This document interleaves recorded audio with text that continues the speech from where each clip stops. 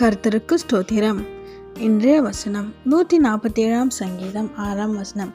கர்த்தர் சாந்த குணம் உள்ளவர்களை உயர்த்துகிறார். 147 சங்கீதம் 6 வசனம். கர்த்தர் சாந்த குணம் உள்ளவர்களை உயர்த்துகிறார். இங்கே வசனம் ரொம்ப அழகாக சொல்லுது.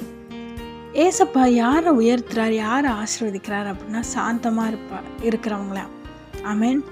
எவ்வளோ போராட்டம் வந்தாலும், எவ்வளோ பேர் அவங்கள எதிர்த்து வந்தாலும் அமைதியாக பொறுமையாக இருப்பாங்க. ஏன்னா அவங்களுக்கு தெரியும் ஏசப்பா அவங்க கூட இருக்கிறார். அவங்கள கர்த்தர் உயர்த்துகிறாராம். ஆமென்.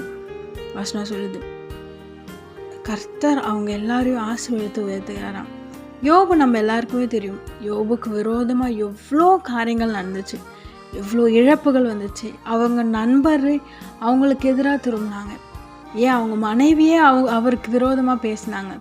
அப்போ கூட யோபு பொறுமையாக இருந்தார், அமைதியாக இருந்தார். ஏன்னா யோபுக்கு தெரியும் கர்த்தர் நல்லவர், அவர் ஆசீர்வதிப்பார்னு விசுவாசித்தார் யோபு. நிச்சயமாக அதே மாதிரி யோபு கர்த்தர் ஆசீர்வதித்தார். 2 மடங்கு ஆசீர்வாதம் கர்த்தர் யோபுக்கு கொடுத்தார்.